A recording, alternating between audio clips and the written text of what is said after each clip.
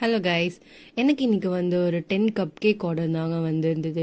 So first வந்து முட்டை அது கூட சர்க்கரை எல்லாம் போட்டு நல்லா பீட் பண்ணிக்கிட்டேங்க. உங்ககிட்ட எலக்ட்ரிக் பிளெண்டர் இருந்தால் கூட அதை கூட யூஸ் பண்ணிக்கலாம். அதுக்கப்புறமா refined oil R butter either நீங்கள் ஏதாவது ஒன்று வந்து போட்டுக்கலாம். பட்டர் போட்டிங்கன்னா இன்னும் கொஞ்சம் நல்லா சாஃப்டாக வருங்க. அதுக்கப்புறமா maida, cocoa powder, baking soda, baking powder, கொஞ்சமாக சுகர் பேலன்ஸ்க்காக சால்ட் எல்லாம் போட்டு ஜலிச்சு தான் போட்டுக்கணும். அப்போ தான் மாவில் வந்து கட்டி விழுகாமல் இருக்கும். நீங்கள் டைரெக்டாக ஆட் பண்ணிங்கன்னா கட்டி விழுகிற சான்சஸ் இருக்குங்க. அதுக்கப்புறமா இந்த கப் வந்து மோல்டில் வச்சாச்சு. அது வந்து பாதி தான் நம்ம ஃபில் பண்ணணும், இல்லைனா ரொம்ப ரைஸ் ஆகி வந்துடும் மாவு. ஸோ அவனை வந்து 10 மினிட்ஸ் ப்ரீ ஹீட் பண்ணிவிட்டு ஒரு 12 to 15 மினிட்ஸ் வந்து வேக வச்சு எடுத்திங்கன்னா நம்ம கப் கேக் வந்து சூப்பராக ரெடி ஆயிருங்க. என்னோட கஸ்டமருக்கு வந்து எந்த ஒரு டாப்பிங்ஸுமே வேணான்னு சொல்லிட்டாங்க. ஆல்ரெடி கொக்கோ பவுடர்லாம் ஆட் பண்ணனால அவங்களுக்கு அதுவே போதும்னு சொன்னாங்க. கப் கேக் வந்து அவ்வளோ சாஃப்டாக வந்திருந்ததுங்க.